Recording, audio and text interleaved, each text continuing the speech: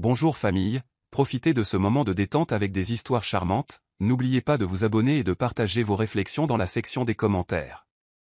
Appuyez aussi généreusement sur le bouton j'aime car cela signifie énormément pour nous. Veuillez vous asseoir, vous détendre et profiter alors que nous plongeons dans l'histoire. Nora se tenait dans sa salle de bain exiguë, fixant le test de grossesse. L'unique ligne bleue, indubitable, se grava dans sa vision comme une enseigne au néon. Elle ne pouvait décider si elle était plus effrayée ou excitée, mais son cœur battait la chamade alors qu'elle réalisait que la vie telle qu'elle la connaissait était sur le point de changer à jamais. Elle sortit de la salle de bain, le test à la main, et trouva Derek appuyé contre le comptoir de la cuisine, faisant défiler son téléphone. C'était un après-midi d'été étouffant, et le petit climatiseur de fenêtre de son appartement d'une chambre ne faisait pas grand-chose pour rafraîchir l'endroit. La sueur coulait sur son cou, mais elle le remarquait à peine. Tout son esprit était fixé sur ce mince morceau de plastique qui confirmait la présence d'une nouvelle vie. « Derek. Je suis enceinte, dit-elle doucement. Sa voix tremblait, mais elle se força à rester stable. Un instant, Derek la fixa simplement, son expression illisible. Puis, à son grand choc, il éclata de rire. Un son creux ailé qui semblait résonner sur le papier peint qui se décollait. Enceinte, ricana-t-il en jetant son téléphone sur le comptoir. Tu ne peux pas être sérieuse. Les mains de Nora tremblaient alors qu'elle levait le test pour qu'il le voie. La couleur quitta son visage pendant une demi-seconde, mais revint rapidement, accompagnée d'un sourire narquois et dédaigneux. Elle s'attendait à de la confusion, voire de la colère, mais pas à une moquerie aussi flagrante. Derek renifla et attrapa son portefeuille dans sa poche arrière. « Tiens, dit-il sèchement, jetant une liasse de billets froissés sur le comptoir. Ça devrait t'aider à régler ton petit problème. Problème ? Ses yeux s'écarquillèrent, un mélange de colère et de douleur. C'est aussi ton enfant. Pas si j'ai quelque chose à y voir. Rétorqua Derek, son sourire narquois se tordant en quelque chose de plus sombre. Écoute, je ne suis pas fait pour la paternité. J'ai de grands projets pour ma vie, des choses qui n'impliquent pas de faire du babysitting. Les larmes piquèrent les yeux de Nora, mais elle refusa de les laisser couler. Elle ouvrit la bouche pour parler, pour argumenter, mais tout ce qui sortit fut un murmure rauque. « Alors tu vas juste partir ?» Il eut un rire bref et cruel. « C'est exactement ce que je vais faire. Bonne chance pour être une mère célibataire. » Puis il attrapa son téléphone, tapa quelques touches comme s'il avait un endroit plus important où être, et sortit nonchalamment. Nora resta là, stupéfaite, le dernier écho de son rire résonnant à ses oreilles. Ce son lui semblait une cicatrice permanente, lui déchirant le cœur. Elle ne réalisa à quel point elle serrait le test de grossesse que lorsque le plastique lui entailla la paume. Finalement, elle le laissa tomber sur le comptoir à côté des billets froissés et s'affaissa sur le sol, son corps tremblant. À travers ses larmes, elle fit un vœu silencieux. Cet enfant connaîtra l'amour, que tu sois là ou non. Le cœur de Nora souffrait encore du souvenir du rire moqueur de Derek plusieurs jours plus tard. Elle essaya de l'appeler, de lui envoyer des textos, n'importe quoi pour discuter. Peut-être était-il juste sous le choc, se raisonna-t-elle. Peut-être qu'il reviendrait sur sa décision. Mais appel après appel téléphonique tombait directement sur la messagerie vocale, et ses messages restaient non lus. Elle se rendit à son appartement, se tenant timidement à la porte. Un instant, l'espoir jaillit. Peut-être était-il à l'intérieur, évitant simplement son téléphone. Mais le voisin l'informa que Derek avait déménagé 2 jours auparavant. Pas d'adresse de suivi. Pas de mots. Pas d'excuses. Juste le silence. De retour à son appartement, elle arpentait le salon, essayant de donner un sens à tout cela. L'horloge sur son mur tic-taquait bruyamment dans le vide. Elle s'arrêta pour regarder son reflet dans le miroir. Ses yeux semblaient fatigués et rouges, et ses joues portaient les traces fantomatiques de larmes. Enfilant son cardigan sur son ventre qui s'arrondissait, elle sentit un petit frémissement, les premiers mouvements de son bébé. « Je ne suis pas seule. » murmura-t-elle en posant une main sur son ventre. « Je t'ai, toi. » Malgré ce petit réconfort, les réalités écrasantes commencèrent à s'imposer. Son travail à temps partiel au restaurant local couvrait à peine le loyer. Son propriétaire la regardait déjà avec frustration depuis des mois, se plaignant des retards de paiement et du bruit occasionnel. Comment s'en sortirait-elle une fois le bébé arrivé ? Factures, couches, visites médicales, tout coûtait de l'argent, et elle n'en avait pratiquement pas. Se sentant acculée, elle contacta ses quelques amis proches. Un texto de groupe rapide leur annonça qu'elle était enceinte et avait besoin de soutien. Les réponses furent décevantes. Certains offrirent des félicitations tièdes mêlées d'une pointe de pitié. D'autres ne répondirent tout simplement jamais. Cela faisait plus mal qu'elle ne voulait l'admettre. Elle s'était toujours targuée d'être indépendante, mais elle ne s'était jamais sentie aussi seule. Elle se souvint comment Derek avait toujours parlé en grand de monter des entreprises, de gagner de l'argent rapidement et de voyager à travers le monde. Elle avait cru à ce rêve autrefois. Mais maintenant, il était parti, et c'est elle qui portait le rêve d'une famille qu'il n'avait clairement jamais voulu. Un après-midi, debout devant le miroir, elle remarqua comment son corps changeait. Le léger gonflement de son ventre lui rappelait que le temps ne s'arrêterait pas pour son chagrin. Elle caressa tendrement son ventre rond, les larmes brillant dans ses yeux. « Tout ira bien, dit-elle, comme si l'enfant à naître pouvait l'entendre et la comprendre. Je te le promets. » Pourtant, au fond d'elle, elle sentait le poids de l'avenir incertain l'écraser. Pas de sécurité d'emploi, pas d'économie, pas de partenaire pour partager le fardeau. Il semblait que tout le monde pensait qu'elle faisait une erreur monumentale en gardant le bébé. Étrangement, toute cette désapprobation ne fit qu'alimenter sa détermination. Elle ravala sa fierté et parcourut les offres d'emploi en ligne. Une réceptionniste par-ci, un poste de sécurité de nuit par-là. Aucun ne semblait réalisable pour une femme enceinte qui serait bientôt trop avancée pour travailler de longues heures. Mais elle persévéra, refusant de laisser le désespoir dicter son sort. Dans un petit carnet à spirale, elle griffonna un nouvel objectif. Trouver un moyen de gagner de l'argent depuis chez soi.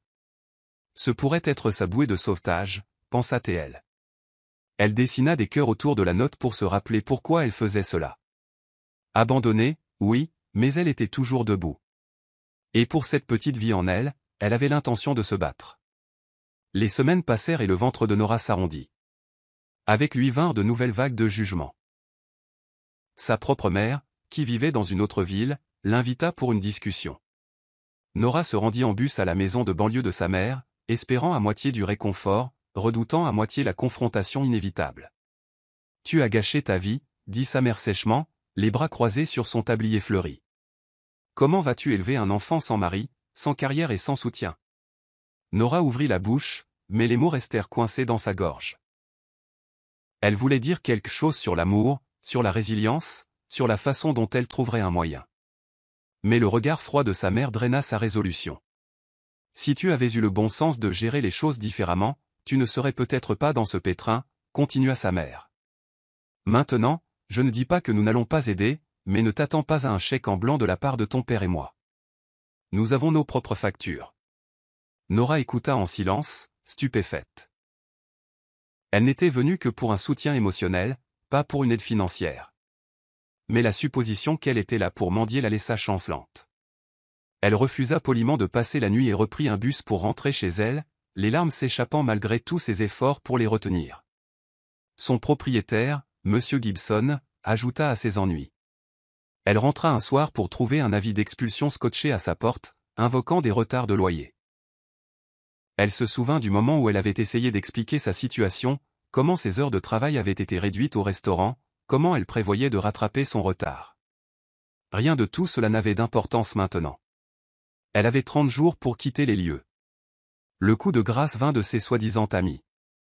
Un par un, ils s'éloignèrent. Les invitations à sortir cessèrent. Les messages restèrent sans réponse. En vérité, ils étaient plus des connaissances que des amis, mais cela faisait quand même mal de voir à quelle vitesse les gens lui tournaient le dos une fois que sa vie ne reflétait plus leurs week-ends insouciants et leurs brunchs. Quelques-uns chuchotèrent même dans son dos qu'elle était idiote de garder le bébé sans homme. Malgré l'hostilité et les paroles dures, Nora posait sa main sur son ventre chaque nuit et sentait ses frémissements. Ces petits mouvements lui rappelaient pourquoi elle devait continuer. Elle ne se battait plus seulement pour elle-même. Elle se battait pour le bébé qui entrerait bientôt dans un monde qui semblait déjà résolument contre eux. Lors d'une des nuits les plus sombres, après avoir relu l'avis d'expulsion, elle trouva une lueur d'espoir dans une annonce en ligne pour un studio bon marché dans un quartier délabré de la ville. Sans hésitation, elle prit des dispositions pour y déménager. Elle préférait affronter les cafards et les lumières vacillantes plutôt que de continuer à vivre sous la coupe d'un propriétaire qui, de toute évidence, ne s'en souciait pas. En emballant ces quelques affaires, elle se souvint du rire de Derek, son narquois résonnant dans sa mémoire. Elle serra les poings, déterminée à canaliser sa douleur en quelque chose de productif. Elle avait été moquée et maltraitée, mais elle refusait d'être vaincue. Nora arriva au vieil immeuble délabré au moment où le crépuscule s'installait sur la ville. La peinture s'écaillait des murs, et la lumière vacillante du plafonnier dans le couloir projetait des ombres étranges sur la moquette usée. Elle serrait une unique valise dans une main, son sac à main en bandoulière, et tenait doucement son ventre de l'autre. Chaque marche des escaliers grinçants lui donnait l'impression de s'aventurer plus loin dans un avenir incertain. Sa nouvelle chambre, si on pouvait l'appeler ainsi, avait à peine la taille d'un dressing. Une odeur de moisi persistait, et l'unique fenêtre donnait sur une issue de secours rouillée. Il n'y avait pas de lit, juste un matelas élimé sur le sol. Nora laissa tomber sa valise et passa une main sur le mur, actionnant l'interrupteur. Il étincela, puis brilla faiblement. Une vague de désolation menaça de la submerger, mais elle serra la mâchoire. « Ce n'est que le début, murmura-t-elle. On va y arriver, bébé. » Elle ouvrit sa valise, sortant une petite table pliante qu'elle avait emportée. C'était un objet étrange à avoir emballé, mais elle avait des projets.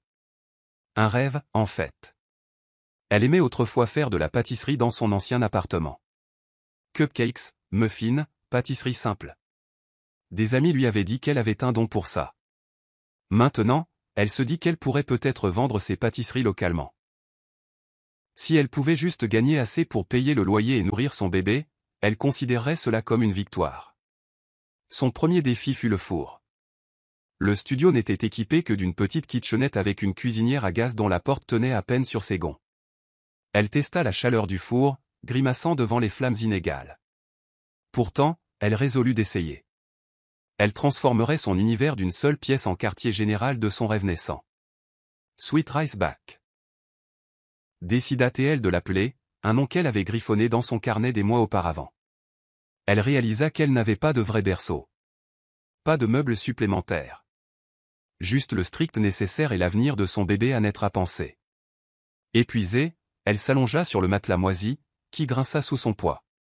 Le bébé donna un coup de pied, et un petit sourire souleva les coins de sa bouche. « On peut le faire, » murmura-t-elle, retenant ses larmes. On n'a pas besoin d'un berceau chic. Juste de l'amour. Dehors, une alarme de voiture retentit, suivie de cris lointains. Le bruit de la ville semblait s'infiltrer à travers les minces murs. Elle pensa à la vie qu'elle avait imaginée. Une maison chaleureuse et confortable, un partenaire attentionné, des dîners de famille le week-end. Ce rêve s'était évanoui lorsque Derek était parti. Mais peut-être, juste peut-être, un nouveau rêve pouvait être construit.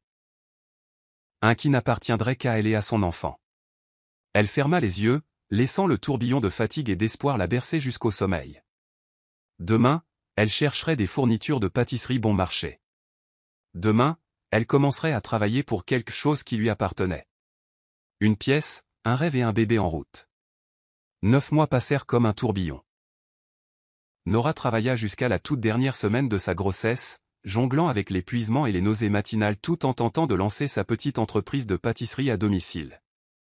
Elle réussit à économiser juste assez d'argent pour s'en sortir, vendant occasionnellement des pâtisseries à une épicerie locale et à un café voisin qui appréciait sa touche maison. Puis, tôt un matin, des crampes intenses la réveillèrent. Elle se plia en deux de douleur. La panique l'envahit lorsqu'elle réalisa qu'elle avait perdu les os. Elle attrapa son téléphone en tâtonnant et composa le 911, la voix tremblante alors qu'elle suppliait pour une ambulance. La sueur perlait sur son front, et elle essaya de calmer sa respiration, se remémorant les cours de préparation à l'accouchement qu'elle avait suivis en ligne gratuitement. Au moment où elle arriva à l'hôpital, les contractions étaient fortes et rapides. Médecins et infirmières en blouse bleu pâle la conduisirent rapidement dans une salle d'accouchement. L'odeur stérile et les lumières fluorescentes vives submergèrent ses sens, mais elle se rappela de se concentrer. Elle avait lu quelque part que dire des affirmations pouvait aider. « On y est presque bébé », murmura-t-elle entre ses dents serrées, agrippant les barrières du lit. « Reste avec moi. » Une infirmière vérifia ses constantes vitales, lui offrant un sourire encourageant. « Vous vous débrouillez très bien. Ça va aller. » Des heures d'angoisse et de peur se fondirent en un unique moment d'émerveillement lorsque Nora entendit le premier cri perçant de son bébé. Elle sentit tout son être basculer alors que le médecin plaçait une petite forme gigotante contre sa poitrine. Des larmes coulèrent sur ses joues, et elle laissa échapper un sanglot qu'elle ne savait même pas qu'elle retenait. « C'est un garçon », annonça le médecin en souriant. « Félicitations. » Nora regarda son nouveau-né. Il cligna des yeux vers elle, comme s'il reconnaissait sa voix et son visage. « Zané », souffla-t-elle, déposant un baiser sur son front. « Je vais t'aimer pour toujours, quoi qu'il arrive. » À cet instant, toute la douleur, la peur et la solitude s'estompèrent, éclipsées par un amour maternel féroce qui semblait pouvoir déplacer des montagnes. Elle traça doucement un doigt sur la petite main de Zané, s'émerveillant de ses ongles délicats. Elle pensa à Derek. Son sourire narquois, son rire dédaigneux, la façon dont il lui avait tourné le dos si nonchalamment. Une fraction de seconde, elle ressentit un pincement de chagrin. « Tu as manqué ça », murmura-t-elle, la voix brisée. Mais elle chassa cette pensée. Ce moment n'appartenait qu'à elle et à Zané. Peu importe la difficulté du chemin à venir, elle avait la seule chose que Derek ne comprendrait jamais, un amour si profond que rien ne pourrait le briser. Dans le couloir animé de l'hôpital, les infirmières passaient en souriant, d'autres nouveaux parents faisaient les 100 pas avec anxiété, et le bourdonnement des machines médicales formait une toile de fond constante. Pourtant, dans le petit espace de Nora, le temps s'était arrêté. Elle pressa ses lèvres sur la joue de Zané et sentit un destin se dérouler. C'était un nouveau commencement, façonné par le chagrin mais alimenté par un espoir inébranlable. Ramener Zané à la maison dans le minuscule studio, c'était comme entrer dans un monde différent. Les pleurs étouffés des voisins, le hurlement lointain des sirènes. Rien de tout cela n'avait autant d'importance maintenant qu'elle devait se concentrer sur les tâches immédiates, nourrir, changer les couches et apaiser un nouveau-né qui ne connaissait que la faim et le confort. Le sommeil devint un luxe. La plupart des nuits, Nora se retrouvait à arpenter l'espace exigu, fredonnant des berceuses qu'elle se rappelait vaguement de son enfance, berçant Zané dans ses bras jusqu'à ce qu'il s'endorme. De temps en temps, elle le déposait doucement sur son lit, pas encore de berceau, et se dirigeait sur la pointe des pieds vers la kitchenette. Les fournitures de pâtisserie étaient posées sur une étagère improvisée qu'elle avait fabriquée avec des planches de bois. Farine, sucre, levure chimique, quelques bols à mélanger et une unique plaque de cuisson cabossée. Une fois Zané enfin endormie, elle allumait le vieux four et priait pour qu'il ne s'éteigne pas. Puis elle commençait à pétrir la pâte à la main, préparant des cupcakes ou des petits pains simples. Elle avait découvert un petit magasin local qui acceptait de vendre ses pâtisseries. Ce n'était pas grand-chose, peut-être une douzaine de muffins par jour, mais c'était suffisant pour maintenir un mince filet de revenus. Chaque fois qu'elle livrait une fournée fraîche, Zané emmailloté contre sa poitrine, le propriétaire du magasin commentait à quel point il était adorable. « Il va grandir en sentant le sucre et la levure », plaisantait-elle.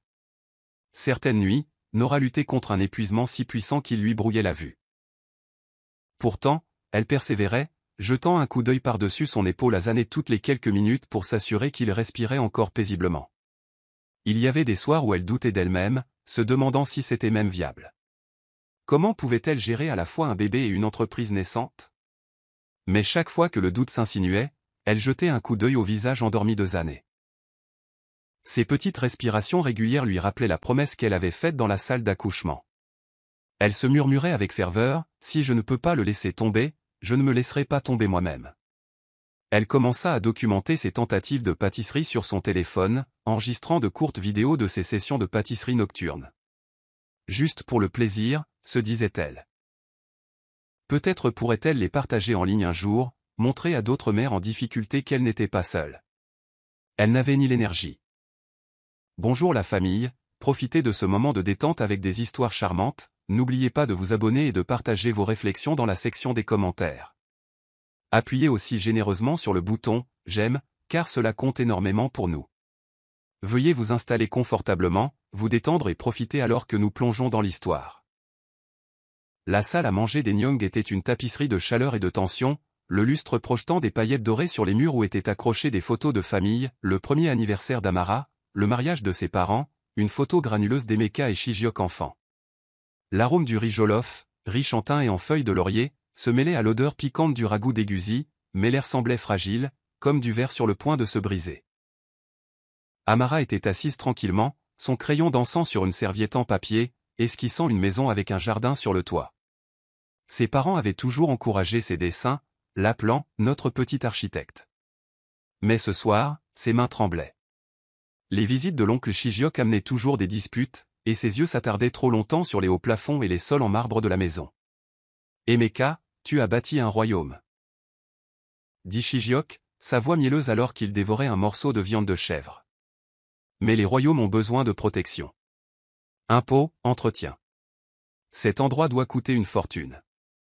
La mâchoire d'Emeka se crispa, son couteau tranchant la viande avec une force délibérée. Nous gérons, Shigeok. La clinique marche bien, et le service traiteur d'Ifeoma se développe. Ngozi eut un sourire narquois, s'éventant avec une serviette, ses ongles rouges brillants. Se développe? J'ai entendu dire que tu avais refusé ce gros contrat avec l'hôpital. Pourquoi tout risquer pour, quelle fierté? Le crayon d'Amara se figea. Elle détestait le ton de Ngozi, la façon dont il dégoulinait de supériorité. Elle jeta un coup d'œil à Tenny, espérant un roulement d'yeux complice, mais Tenny était perdu dans son téléphone, ses pouces s'agitant frénétiquement. Dîner avec la famille qui vit la grande vie. Hashtag objectif de ouf. Ifeoma posa l'igname pilé, sa voix calme mais tendue. Ce n'est pas de la fierté, Ngozi. C'est une question de principe. Emeka veut servir la communauté, pas courir après les contrats. Shigeok se pencha en avant, sa chaîne en or captant la lumière. La communauté ne paie pas les factures, Ifeoma. Cette maison, ce terrain, ça vaut des millions. Tu pourrais vendre, partager avec la famille, vivre tranquillement. Le cœur d'Amara fit un bond. Partager. C'était sa maison, là où elle avait appris à faire du vélo dans la cour, où sa mère lui avait appris à tresser près de la fenêtre de la cuisine. Elle ouvrit la bouche, mais Tenny la coupa, la voix sèche. Partager pourquoi? Pour qu'Amara puisse continuer à gribouiller ses petites maisons. Tenny rit, jetant son téléphone sur la table. Elle dessine toujours comme si elle allait devenir célèbre ou quelque chose comme ça. Les joues d'Amara s'empourprèrent. Ce ne sont pas des gribouillis, Tenny. Ce sont des plans. Je vais construire des maisons. De belles maisons. Ngozi renifla, ses bracelets cliquetants. Des maisons. Mon enfant, tu as besoin d'un vrai plan. Comme Tenny, elle étudie le commerce à l'université. C'est là qu'est l'argent. La main d'Ifeoma trouva celle d'Amara sous la table. Sa prise était chaude. Les plans d'Amara sont extraordinaires. Elle changera le monde un jour. Le sourire de Shigeok n'atteignit pas ses yeux. Changer le monde demande de l'argent, Ifeoma. Tu es assise sur une fortune et tu fais comme si c'était un musée. Et si la clinique fait faillite? Que arrivera-t-il alors? Emeka se leva, sa chaise raclant le sol, sa voix d'acier. C'est notre maison, Shigeok. Pas une monnaie d'échange. C'est l'héritage d'Amara. La pièce tomba dans le silence, le seul son étant la cuillère de Ngozi cliquetant contre son assiette. Le pouls d'Amara s'accéléra. Elle vit la cupidité dans les yeux de Shigeok, la façon dont les lèvres de Ngozi se retroussaient. Tenny continuait de faire défiler, inconsciente. Shigeok se leva, époussetant les miettes de sa chemise. Tu fais une erreur, mon frère. La famille d'abord. Alors qu'il partait, Ngozi marmonnant à propos des « imbécile têtu », Amara attrapa les mains tremblantes de son père. Elle le serra dans ses bras, murmurant « Je t'aime, papa ». Il lui embrassa le front. Toujours, mon architecte. Elle ne savait pas que c'était la dernière fois qu'elle entendrait sa voix. L'orage faisait rage dehors, la pluie martelant la maison Nyong comme un tambour funèbre. Amara était allongée sur son lit, la lueur bleue de son téléphone illuminant son carnet de croquis. Elle dessinait les contours d'un duplex avec des murs en verre et une cour lorsque la sonnette transperça la nuit. Aiguë, urgente, anormale. Elle glissa hors du lit, ses pieds nus froids contre le parquet. Du palier, elle vit sa mère ouvrir la porte, révélant deux policiers, leurs visages sombres sous des casquettes dégoulinantes. L'estomac d'Amara se souleva. Madame Nyong, dit le policier plus âgé, la voix lourde. Inspecteur Adebayo. Voici l'agent Musa. Pouvons-nous entrer? La main d'Ifeoma agrippa le cadre de la porte. Qu'est-ce qui ne va pas? Amara descendit les escaliers, sa chemise de nuit lui effleurant les genoux. L'agent Musa, une jeune femme aux yeux doux, la regarda, son expression s'adoucissant de pitié. Adebayo retira sa casquette, l'eau formant une flaque à ses pieds. Il y a eu un accident sur le ponteur de Mainlan. Un camion a dérapé sous la pluie. La voiture de votre mari, elle a été heurtée. Ifeoma suffoqua, ses genoux flageolants. Amara la rattrapa, ses bras tremblants. Non, murmura Ifeoma. Emeka était à la clinique. Il travaillait tard. Musa s'avança, sa voix douce. Madame, il y a plus. La passagère, nous pensons que c'était Clara Okafor, votre belle-sœur. Elles étaient toutes les deux. Elles n'ont pas survécu. L'esprit d'Amara vacilla. Tante Clara, qui lui apportait des carnets de croquis et l'appelait « petit génie ». Pourquoi était-elle avec papa? Sa gorge se serra, mais les larmes ne venaient pas. Ifeoma s'affaissa sur le canapé, ses sanglots rauques. Pas mon Emeka. Pas Clara. Oh, mon Dieu, non. Amara s'agenouilla à côté d'elle, sa voix fluette. Maman, je suis là. Nous allons surmonter ça. Adebayo s'éclaircit la gorge. Nous aurons besoin que vous veniez au poste demain pour les identifier. Y a-t-il quelqu'un que nous pouvons appeler? Ifeoma secoua la tête, sa voix se brisant. Personne. Juste nous. Juste mon Amara. La poitrine d'Amara lui faisait mal. Elle voulait crier, demander pourquoi, mais les visages des policiers ne contenaient aucune réponse. Alors qu'ils partaient, leurs bottes faisant des bruits de succion, la pluie engloutit leurs mots. Amara resta éveillée, tenant sa mère, son carnet de croquis oublié. La maison semblait vide, les murs résonnant de souvenirs, le rire de son père, les taquineries de Clara. Elle regarda par la fenêtre, les lumières de la ville brouillées par la pluie et murmura « Je te rendrai fier, papa ». Elle ne savait pas à quel point elle perdrait bientôt tout le reste. La maison des Nyong était un tombeau, l'air chargé de chagrin. Des lys fanés encombraient la table de la salle à manger, des cartes de condoléances non ouvertes à côté. Amara errait dans la maison, son carnet de croquis intact, ses yeux brûlants de nuit blanche. Ifeoma n'avait pas quitté sa chambre, ses pleurs un bourdonnement constant. Amara était dans la cuisine, faisant bouillir de l'eau pour le thé, quand la sonnette retentit. Elle ouvrit et trouva l'oncle Shijiok, son costume impeccable, son sourire prédateur. Derrière lui se tenaient deux hommes, l'un avec une mallette, l'autre serrant une pile de papier. Amara, dit Shijiok, sa voix trop suave. Ta mère est réveillée? Elle se repose, dit Amara, bloquant l'entrée. Que voulez-vous? L'homme à la mallette la bouscula, ses chaussures grinçant. Je suis monsieur Okwa, avocat spécialisé en succession. Voici monsieur Bello. Nous sommes ici pour discuter de la succession de vos parents. La peau d'Amara se hérissa. Ils sont à peine partis. Vous êtes déjà là pour l'argent. La main de Shijiok atterrit lourdement sur son épaule.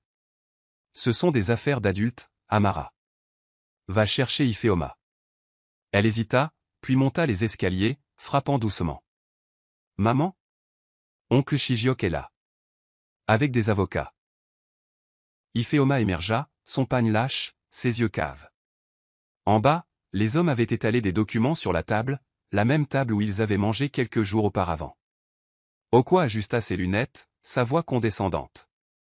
Madame Nyong, votre mari n'a pas laissé de testament. Sans testament, la succession aux maisons, cliniques, compte revient aux plus proches parents. C'est-à-dire Shijiok. La voix d'Ifeoma trembla. C'est un mensonge. Emeka avait un testament. Il est dans le coffre-fort. Chez monsieur Agei. Bello rit, un son dur. Agei est à Londres. Aucune trace de testament. Nous avons vérifié. Les poings d'Amara se serrèrent. Vous mentez. Papa m'a dit que j'aurais la maison. Pour mon avenir. Shijiok soupira, son ton moqueur. Amara, tu as 16 ans. Tu ne comprends pas ces choses. Je suis de la famille. Je gérerai la succession.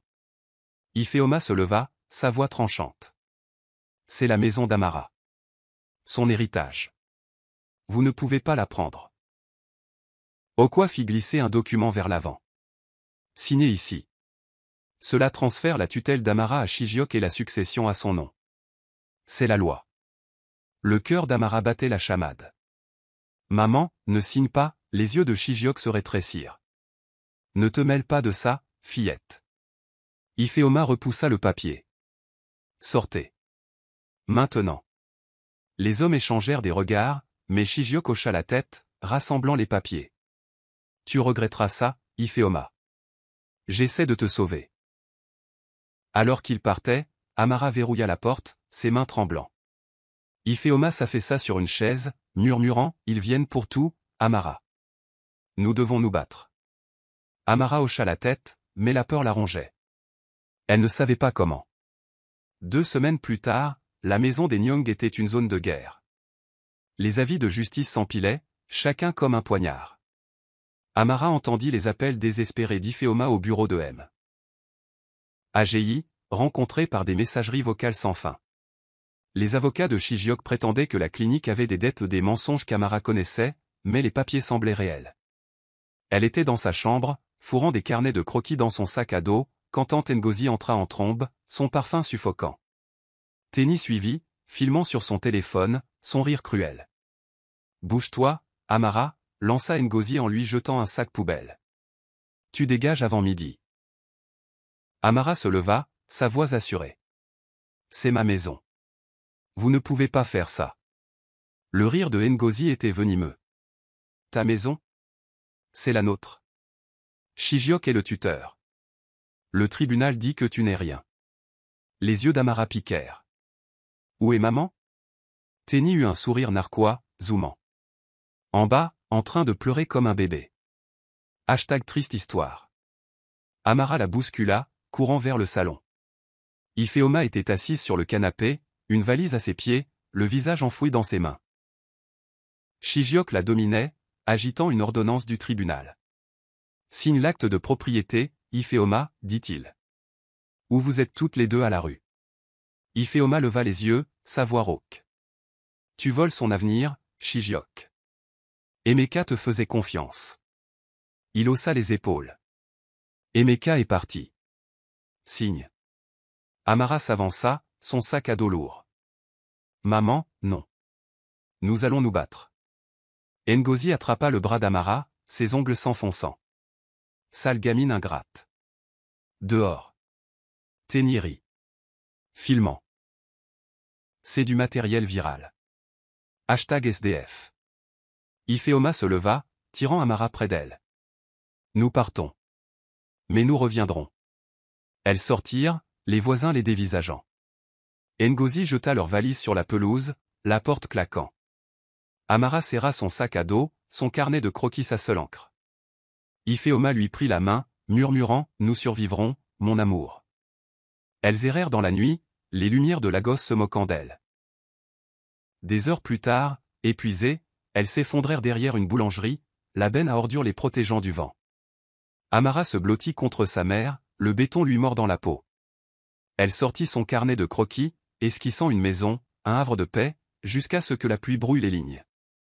Alors que le sommeil la gagnait, elle jura de récupérer sa maison. La nuit de Lagos était impitoyable, une symphonie de klaxons lointains et du crépitement incessant de la pluie. Amara Ngong, 16 ans et grelottante, s'accroupit derrière une benne à ordures dans une ruelle étroite derrière la boulangerie de Mornick, une boutique délabrée coincée entre les shops d'un tailleur et un kiosque de réparation de téléphone. L'air empestait les fruits pourris et le pain rassis, mais la masse rouillée de la benne offrait un semblant d'abri contre l'averse. Sa mère, Ifeoma, s'affaissa à côté d'elle, sa robe autrefois vibrante maintenant trempée et collant à sa silhouette frêle.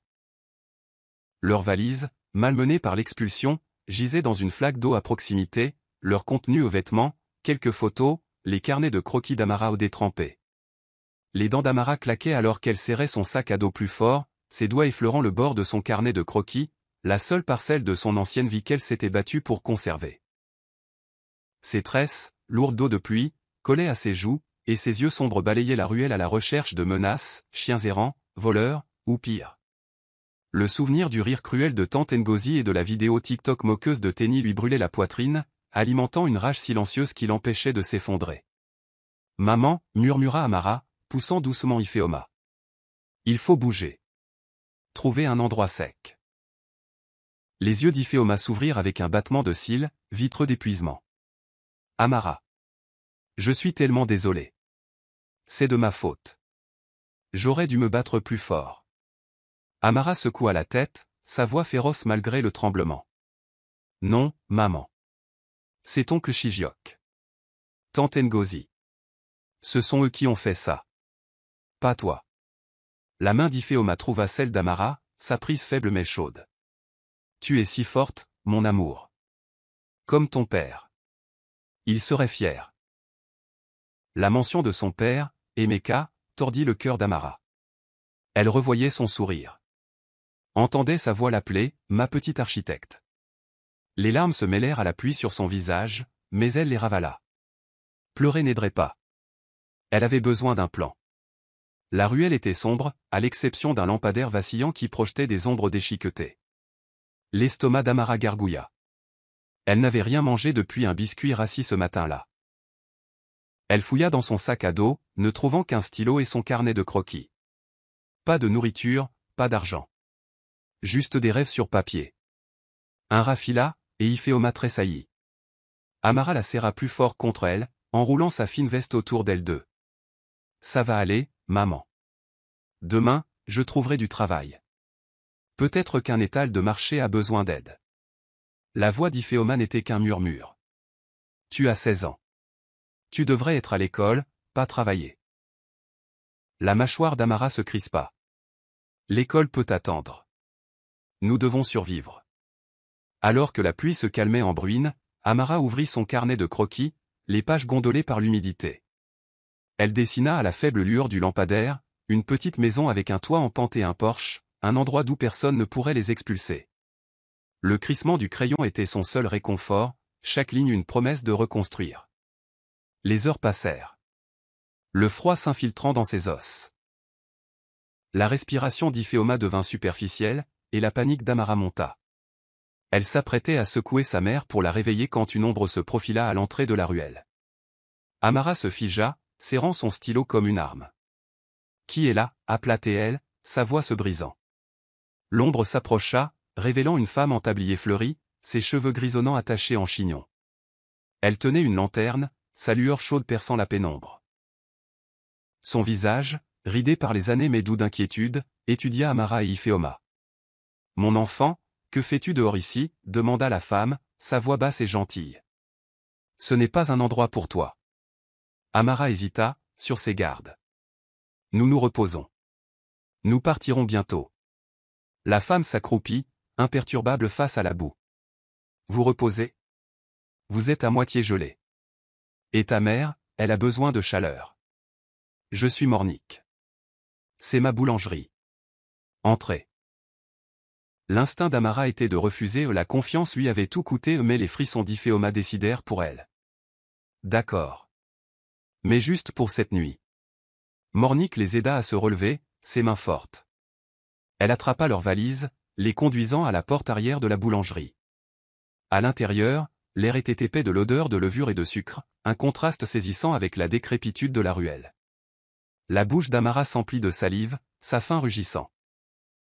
Mornick les installa sur un banc près d'un poêle à bois, drapant des couvertures sur leurs épaules. Elle tendit à Amara un pain chaud et une tasse de thé. Mangez. Ensuite, parlez. Amara déchira le pain, sa croûte craquant, et en passa la moitié à Iphéoma, qui grignota faiblement. La chaleur du poêle et la nourriture émoussèrent le tranchant de leur désespoir. Amara croisa le regard de Mornick, n'y voyant aucune pitié, seulement de la détermination. « Pourquoi nous aidez-vous » demanda Amara, la voix méfiante. Mornick remua une marmite de ragoût, son regard lointain. « J'ai été comme vous autrefois. J'ai tout perdu. Quelqu'un m'a donné une chance. Maintenant, c'est mon tour. » Amara hocha la tête, le pain lourd dans son estomac. Elle ne savait pas si elle pouvait faire confiance à Mornick, mais pour l'instant, elle n'avait pas le choix. Tandis qu'Iphéoma somnolait près du poêle, Amara serra son carnet de croquis, jurant de se battre pour remonter la pente. Pour sa mère, pour son père, pour elle-même. L'aube se leva sur la gosse, la ville s'animant au son des charrettes du marché et du vrombissement des motos. À l'intérieur de la boulangerie de Mornick, Amara se réveilla sur un lit de camp dans la réserve, l'odeur du pain frais la tirant d'un rêve de son ancienne chambre. Ifeoma dormait à proximité, sa respiration plus régulière, une couverture bordée autour d'elle. Les muscles d'Amara lui faisaient mal, mais la chaleur de la boulangerie lui semblait un miracle après le froid de la ruelle. Elle trouva Mornick au comptoir, pétrissant la pâte, son tablier saupoudré de farine. La boulangerie était petite, ses murs garnis d'étagères de pain tressé et de paquets de chin-chin. Une radio jouait une douce musique iglyphe, et la lumière du soleil entrait à flot par une fenêtre fêlée, illuminant le visage calme de Mornick. « Tu es réveillé. » dit Mornick sans lever les yeux. « Il y a du thé sur le poêle. Serre-toi. » Amara se versa une tasse, ses mains encore tremblantes. « Merci pour hier soir. Nous partirons aujourd'hui. Nous ne voulons pas être un fardeau. » Les mains de Mornick s'arrêtèrent, ses yeux rencontrant ceux d'Amara. « Un fardeau ? Mon enfant, tu n'es pas un. » Se rappelait le vœu qu'elle avait fait dans cette clinique, les protéger, leur donner une vie pleine d'amour, aussi difficile soit-elle. Seule dans un petit cottage côtier, entourée par le murmure des vagues, elle ressentait à la fois le poids d'une énorme responsabilité et la joie indescriptible de la maternité. Et à travers tout cela, les triplés devinrent ses étoiles directrices dans un ciel autrement sombre. Lorsque les triplés atteignirent l'âge de 6 mois, Amira se surprit à aspirer à un but au-delà des changements de couches et des chauffe-biberons. Non qu'elle n'adorât pas la maternité, elle chérissait chaque gazouillis et chaque petit point serré autour de son doigt. Mais elle savait aussi qu'elle devait construire un avenir stable. Un après-midi venteux, elle se tenait dans sa minuscule cuisine, regardant la vapeur s'échapper d'une marmite bouillante. Elle avait essayé différents remèdes à base de plantes pour les légères irritations cutanées des bébés. Des concoctions naturelles comme des baumes à la camomille et des bains d'avoine. Une étincelle d'inspiration jaillit. Elle se souvint comment, avant même de rencontrer Jess, elle avait eu une fascination pour les soins de la peau, s'essayant à des gommages et des lotions faits maison.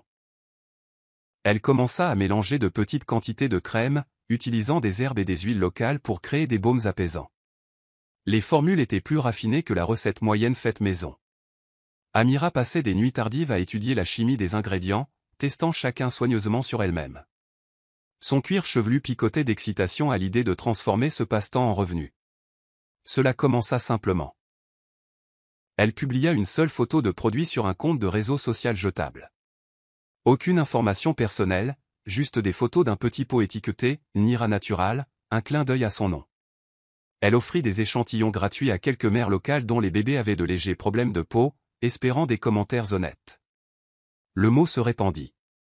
En une semaine, elle eut 10 commandes, puis 30, chacune provenant de mères locales vantant sa formule douce et efficace. Les triplés étaient souvent en arrière-plan, gazouillant ou dormant, pendant qu'elle versait soigneusement les crèmes dans de petits pots en verre, les scellant avec une étiquette faite maison. Sur un coup de tête, elle prit une photo des pots alignés sur son comptoir de cuisine, avec la légende « Pour chaque problème, la nature a une solution. Fait avec amour depuis mon petit cottage ». Elle inclut un lien pour les achats. Elle s'attendait à ce que seule une poignée de personnes le voient. Mais le produit trouva un écho. Des courriels arrivèrent d'autres États, des clients louant l'effet calmant sur les peaux sensibles, ou la divine odeur de la formule. Certains partagèrent des histoires sur la façon dont la crème avait aidé à soulager certaines éruptions cutanées ou sécheresses. Les commandes passèrent à 100, puis plus. Sa petite cuisine se transforma bientôt en un mini-laboratoire animé, et le salon en une station d'emballage improvisée. Tard un soir, alors que les bébés dormaient, elle tint un pot de son produit, les larmes aux yeux. Elle ressentit quelque chose qu'elle n'avait pas ressenti depuis longtemps. L'espoir. Pour la première fois, elle entrevit les germes d'un retour, la possibilité qu'elle puisse non seulement survivre mais prospérer. Et dans la douce lueur de la lampe de son cottage, avec l'océan murmurant à l'extérieur, elle osa rêver en grand. Ce qui avait commencé comme un filet d'eau se transforma en une cascade rugissante. Un jour, elle se réveilla face à une avalanche de commandes dans sa boîte de réception. Une modeste influenceuse en soins de la peau était tombée sur sa publication et avait vanté sa crème sur une grande plateforme de médias sociaux. Soudain, la femme invisible derrière Nira Natural devint un sujet brûlant. Les gens se précipitèrent pour essayer son baume magique, louant sa formule douce pour tout, de l'eczéma au coup de soleil. C'était une bénédiction et un cauchemar logistique. En une semaine, elle avait 5000 commandes. Les boîtes qu'elle avait autrefois soigneusement empilées dans le salon couvraient maintenant chaque centimètre d'espace disponible. Elle avait à peine le temps de prendre une douche, encore moins de manger. Entretirer son lait, nourrir les triplés, les bercer pour les endormir et répondre aux emails des clients, elle était debout près de 20 heures par jour. Néanmoins, l'épuisement ne pouvait pas ternir la vague d'euphorie. Chaque achat confirmé était un pas de plus vers la sécurité financière. Chaque évaluation 5 étoiles ressemblait à une validation pour tout le chagrin et la solitude qu'elle avait enduré. Son téléphone vibrait sans cesse de notifications. Des fournisseurs de toute la région lui proposaient des herbes et des huiles en vrac. Des expéditeurs locaux voulaient établir un partenariat. Elle faillit même craquer le jour où l'approvisionnement en ingrédients pour sa crème la plus vendue fut épuisé. Elle se retrouva à appeler frénétiquement les fermes locales, la voix tremblante alors qu'elle demandait des livraisons accélérées de lavande et de camomille. Pourtant, à force de courage et après quelques larmes, elle réussit à maintenir la production. Un nouveau problème surgit. Les gens voulaient rencontrer la créatrice en personne. Le succès fulgurant de sa marque attisa la curiosité, en particulier parmi la presse locale. Pourtant, Amira restait prudente, protectrice de sa vie privée. Elle déclina poliment les interviews, invoquant son désir de rester en coulisses. Certains trouvaient cela mystérieux, voire intrigant. Un soir, alors qu'elle scellait sa dernière commande, elle jeta un coup d'œil au cottage encombré. Les boîtes étaient empilées jusqu'au plafond, des notes de formules éparpillées sur la table de la cuisine, et son ordinateur portable émettait des bips de messages urgents. Elle s'affaissa dans le fauteuil usé, Noah, Nia et Neva dormant paisiblement dans leur chambre. Malgré le chaos, un profond sentiment d'accomplissement l'enveloppa. En 6 mois, elle était passée de presque sans abri et le cœur brisé à une entrepreneuse très demandée. Elle attrapa son téléphone, luttant contre l'envie de parcourir les réseaux sociaux de Jess. Mais ce soir-là, elle ne cherchait pas le chagrin. Elle s'émerveillait du chemin parcouru par elle-même. Murmurant dans le silence, elle dit « On l'a fait, mes bébés. On est en train de le faire. » Ces mots emplirent le petit cottage d'un doux triomphe qui repoussa tous les fantômes de son passé. Le buzz autour de Nira Natural ne fit que grandir. Des maquilleurs de renom et des gourous de la beauté sur les plateformes sociales commencèrent à mentionner la marque. Certains avaient acheté des produits en secret, les avaient testés et ne cessaient de s'extasier sur les résultats. Les forums de beauté s'enflammèrent avec des fils de discussion comme « Avez-vous déjà essayé Nira Natural ?» et « Qui est le génie derrière cette marque ?» Parmi les commentaires, les spéculations allaient bon train. Certains disaient que la fondatrice devait être une chimiste à la retraite ou une riche héritière ayant accès à des ingrédients rares. D'autres affirmaient que ce devait être une célébrité bien connue déguisée. La marque n'avait pas de visage officiel, juste le nom, Nira Natural, et une adresse email. Amira regardait tout cela se dérouler depuis son cottage, un mélange d'amusement et de fierté dansant dans sa poitrine. Ces triplés étaient maintenant de jeunes enfants joueurs, se dandinant dans le salon alors qu'elle essayait de les éloigner du ruban d'emballage et des peaux fragiles. Parfois, l'un d'eux entrait dans le champ de la caméra lors de ses rares appels Zoom avec les fournisseurs. Les gens trouvaient cela adorable, bien qu'elle maintînt des limites strictes concernant sa vie personnelle. Pourtant, des rumeurs commencèrent à circuler dans les milieux d'affaires sur qui était réellement Nira. Une grande société de distribution l'approcha avec une offre de partenariat lucrative, mais elle n'était pas encore prête à passer à l'échelle supérieure. Elle craignait de perdre l'authenticité de sa marque, ou pire, de laisser son identité fuiter avant d'être prête. Un soir, après une journée chaotique à tester un nouveau sérum pour le visage, elle reçut un email énigmatique. « Chère Madame Nira, nous admirons votre travail et souhaitons collaborer. Nos consultants prévoient un potentiel massif pour vos produits. Nous aimerions discuter d'un éventuel investissement ou partenariat. Cordialement. Voss Global Tech. » Ses yeux s'écarquillèrent. Voss Global Tech était un conglomérat de plusieurs milliards de dollars, principalement dans le domaine des logiciels, mais connu pour investir dans des marques de style de vie prometteuses. Le PDG, Roman Voss, était notoirement discret mais profondément influent. Pourquoi un géant de la technologie s'intéressait-il à sa ligne de soins de la peau de niche? Une excitation nerveuse la parcourut. Elle tapa rapidement une réponse polie, déclinant une rencontre en personne mais ouverte à l'exploration d'une synergie. Il n'y eut pas de réponse immédiate. Alors que les tout-petits jouaient à ses pieds, elle les regardait avec tendresse. Elle avait bâti Nira Natural pour eux. Pour un avenir stable. Pourtant, les grandes ligues l'appelaient. Une partie d'elle se demandait si c'était la prochaine étape vers un lendemain encore plus radieux. Elle ne savait pas encore que son anonymat était sur le point d'être remis en question d'une manière qu'elle n'aurait jamais pu prévoir. L'industrie de la beauté voulait des réponses, et plus elle essayait de rester cachée, plus il devenait intrigué. Lorsque l'invitation arriva, elle scintillait de garnitures dorées et sentait légèrement la rose. Les Lux Beauty Awards. Amira faillit la laisser tomber en lisant le texte en relief. Elle avait été nominée pour le prix de la marque de soins de la peau étoile montante de l'année. La cérémonie devait être une grande affaire dans la plus prestigieuse salle de bal d'hôtel de la ville. Tapis rouge, flûte de champagne, tout le tralala. Au début, elle hésita. Elle avait évité les projecteurs pendant plus d'1 an, préférant l'anonymat et le calme de sa vie côtière. Mais l'invitation était trop importante pour être ignorée. C'était une chance de monter sur une plus grande scène, d'obtenir une reconnaissance qui pourrait assurer l'avenir de ses triplés. Après une introspection et des discussions avec quelques conseillers de confiance, elle décida d'y aller, bien que la nervosité dansât dans son estomac comme des lucioles. Trouver une garde pour les triplés fut un défi, mais sa voisine amicale, Madame Perkins, se porta volontaire. Amira, peu portée sur la haute couture, emprunta une superbe robe couleur champagne à une boutique locale qui adorait sa marque. Le soir du gala, en enfilant la robe, elle reconnut à peine la femme dans le miroir. Élégante, posée, les cheveux relevés en un chignon impeccable.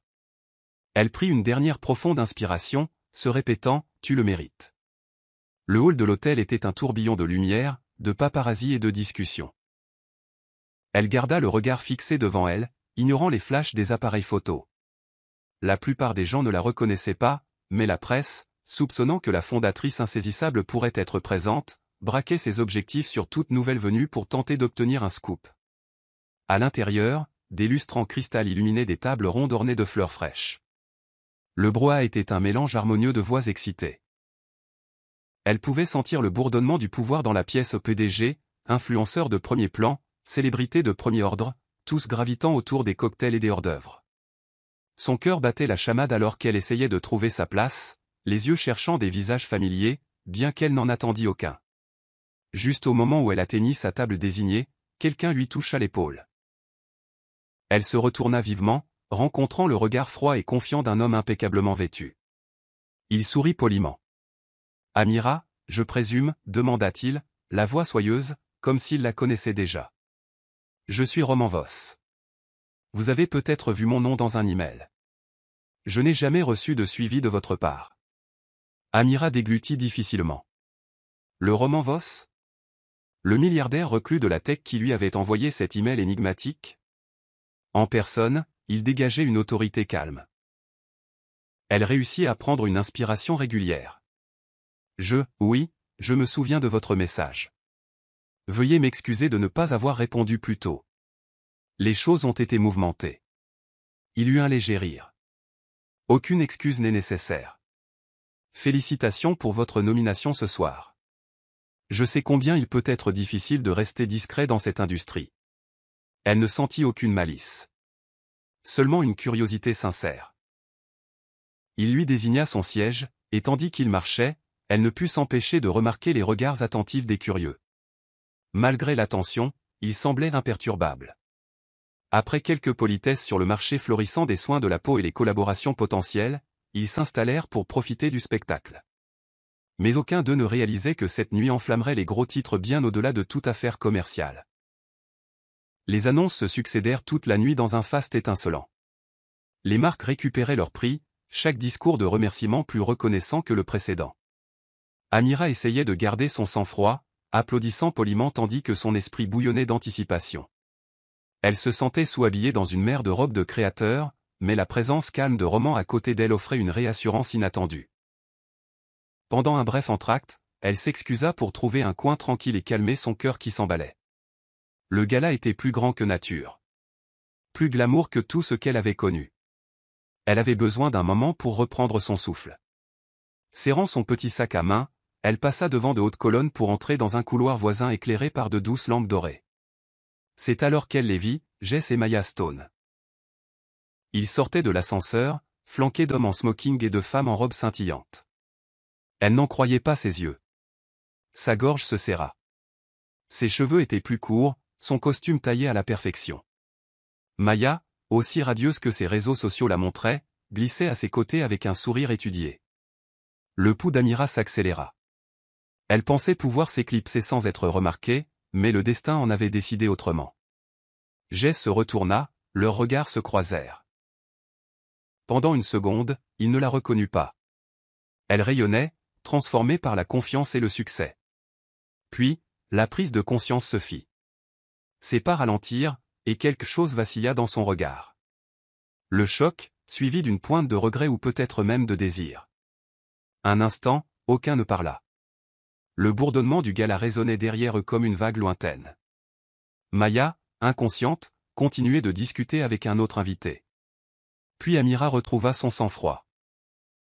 Elle offrit un sourire poli, les lèvres ne se courbant que légèrement, et passa devant lui comme s'il n'était qu'un étranger parmi d'autres. Pourtant, Jess se remit rapidement de son choc. Amira, appela-t-il, la voix chargée d'incrédulité. Amira s'arrêta, se tournant juste assez pour hocher la tête en signe de reconnaissance avant de poursuivre son chemin. Elle pouvait presque sentir son regard lui brûler le dos, un tourbillon de confusion et de regret dans ses yeux. À son insu, Roman Voss était entré dans le couloir, saisissant une partie de l'attention. Son regard perçant observa l'expression stupéfaite de Jess, puis se porta sur le visage calme d'Amira. Roman ne dit pas un mot, mais il se plaça silencieusement à côté d'Amira, la question muette dans ses yeux. « Ça va ?» Amira réussit un léger signe de tête affirmatif. Intérieurement, ses émotions bouillonnaient.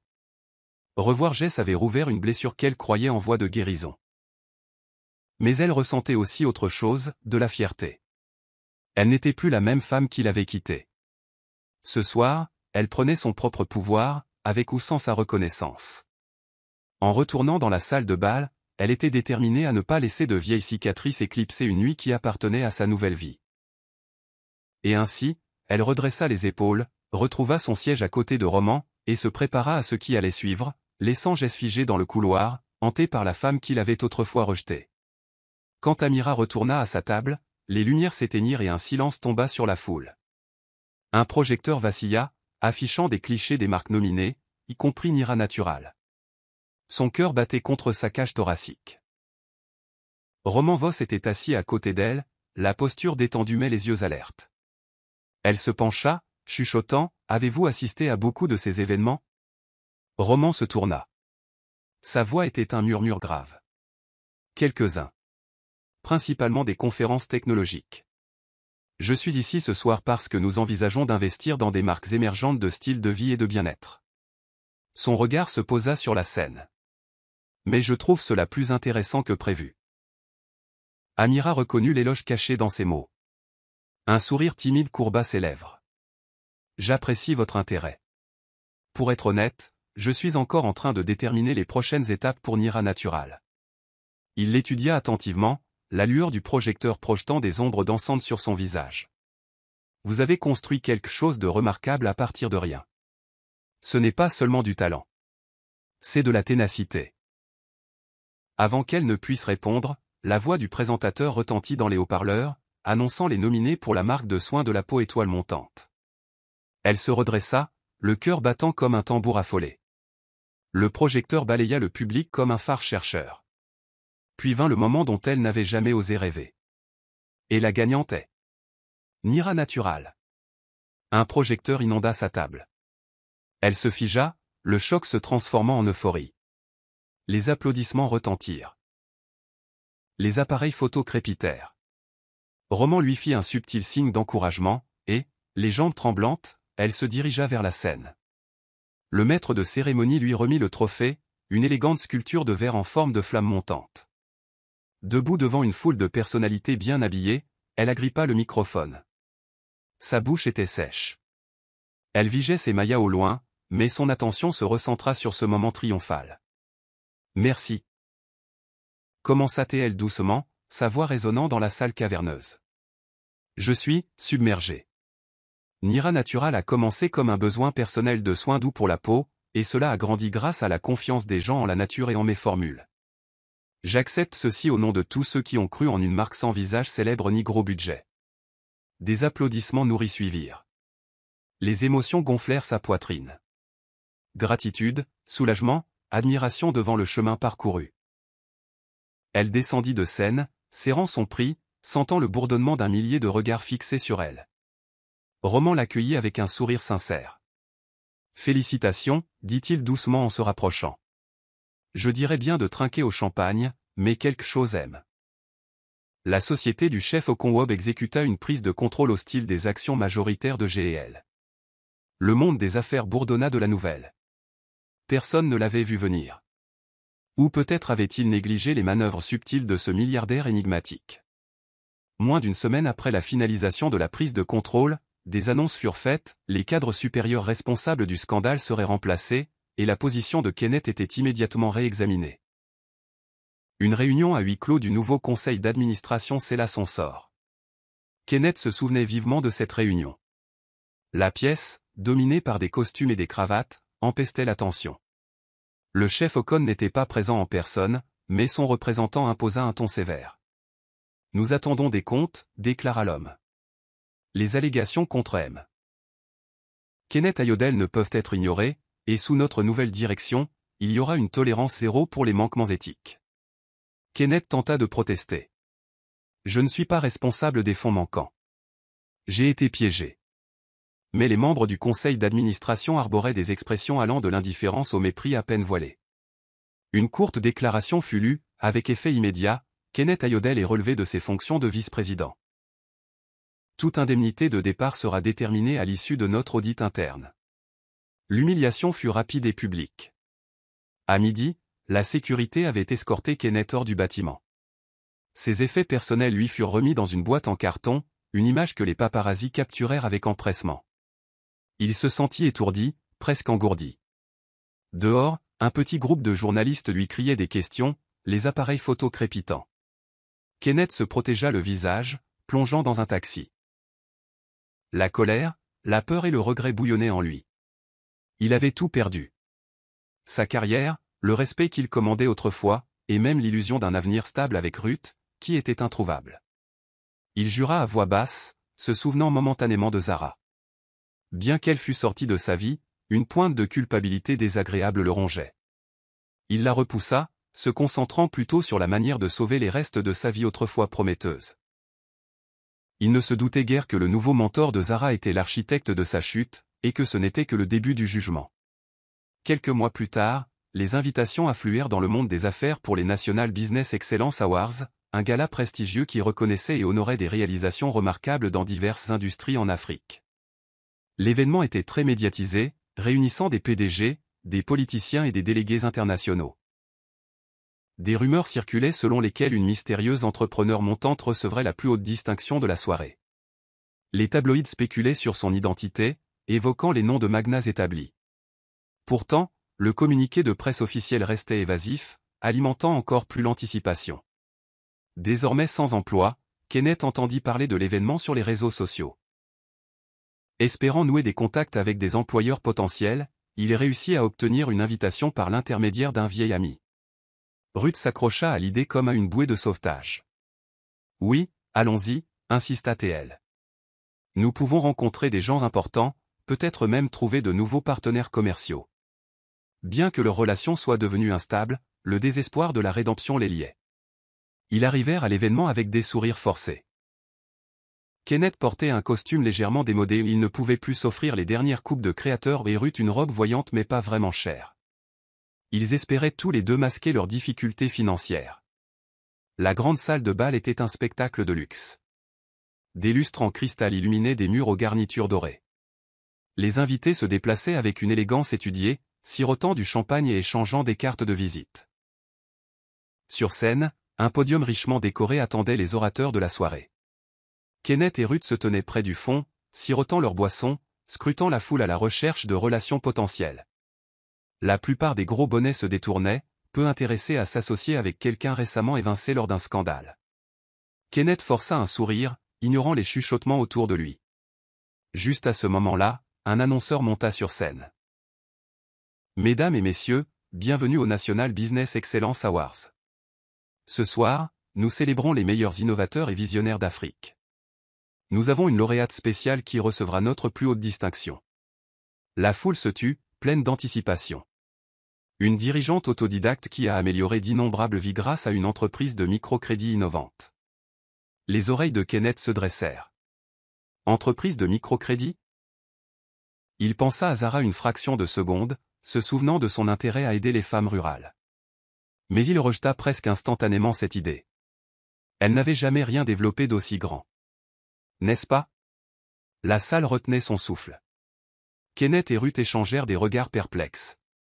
Qui était cette étoile montante que personne ne pouvait identifier? Puis, la voix de l'annonceur retentit dans les haut-parleurs. Veuillez vous joindre à moi pour accueillir sur scène la PDG de Nuru Venture, Madame Zara Ayodele.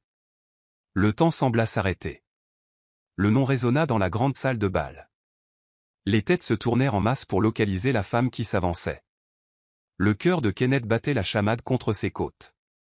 Il sentit la poigne de Ruth se resserrer sur son bras alors qu'elle laissait échapper un petit hoquet.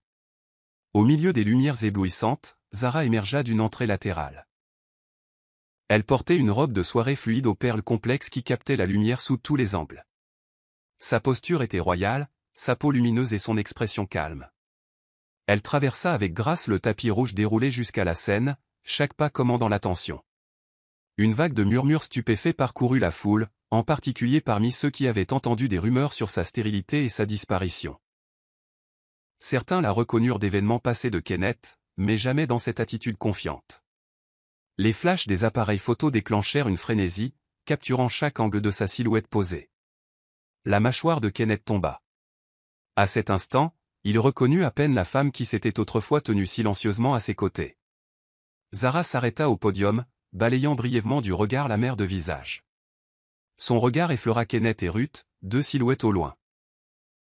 Elle releva le menton, projetant une aura de sang-froid inébranlable. « Je suis honoré d'accepter ce prix ce soir », commença-t-elle, sa voix claire et résonnante. Nuru Venture a commencé comme un petit projet visant à offrir des microcrédits aux femmes des communautés défavorisées. Avec de la patience, de la détermination et le soutien inestimable de personnes qui ont cru en moi, nous nous sommes étendus à plusieurs régions. Les applaudissements éclatèrent, les caméras zoomant. Kenneth était toujours cloué au sol. Il ressentit une vague conflictuelle d'admiration, de jalousie et de regret. Zara continua, à chaque entrepreneur, en particulier à chaque jeune femme africaine, ce prix n'est pas seulement pour moi, il est pour vous. Vos rêves sont valables, et votre potentiel est illimité. La foule rugit son approbation. De son point de vue, Kenneth remarqua une silhouette distinguée assise tranquillement à une table VIP. Le chef Okonwob, rayonnant de fierté. C'était donc ainsi que Zara avait accompli tout cela. Elle avait trouvé un allié en la personne même du milliardaire qui possédait désormais GEL Holdings. Le même homme qui avait orchestré la chute de Kenneth. Alors que les applaudissements s'estompaient, Zara s'éloigna du podium, hochant la tête en signe de remerciement. Elle fut rapidement escortée jusqu'à un siège à l'avant, passant à quelques mètres seulement de Kenneth et Ruth. Pendant une seconde fugace, ses yeux croisèrent ceux de Kenneth. Un tourbillon d'émotions vacilla dans son regard. Choc, envie, peut-être une supplication silencieuse. Mais l'expression de Zara ne révéla que peu de choses. Elle se contenta d'un signe de tête poli et distant et continua son chemin. À cet instant, Kenneth comprit, Zara n'avait pas seulement survécu à sa trahison, elle s'était élevée au-dessus, devenant quelque chose qu'il n'aurait jamais pu imaginer.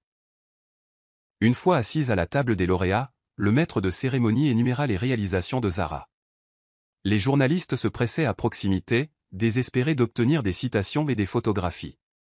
Chaque nouvelle statistique sur l'impact de Nuru Venture aux des milliers de femmes autonomisées, de nombreuses communautés rurales améliorées ont suscité de nouveaux applaudissements. Un silence tomba alors que Zara se levait pour accepter un trophée en cristal, en forme de soleil levant. Avec un sourire gracieux, elle s'adressa de nouveau à l'auditoire. Nuru Venture ne se limite pas au profit. Il s'agit de créer des voies durables pour ceux qui ont le moins accès au capital.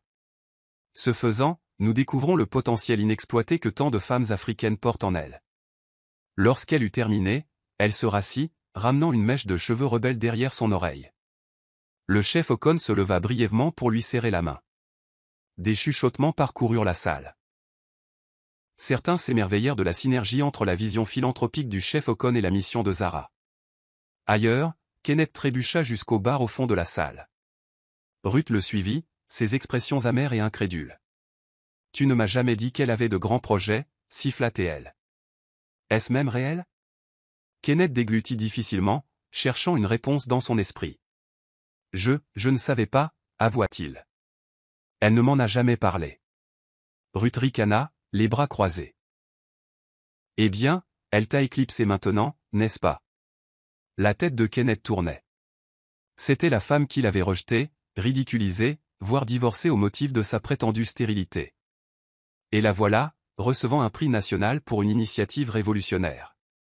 Le souvenir de la façon dont il l'avait publiquement humiliée lui brûlait la conscience. Comme par hasard, d'autres éloges furent adressés à Zara. L'animateur lut la dernière partie de ses réalisations. Et ainsi, Nuru-Venture de Madame Zara Ayodele a obtenu plus de 100 millions de dollars de nouveaux financements ce trimestre, s'étendant aux pays voisins. Nous saluons son leadership et sa vision remarquable. Kenneth s'appuya contre le bar, se sentant faible. Il remarqua les regards curieux des spectateurs, dont beaucoup le reconnaissaient d'événements passés.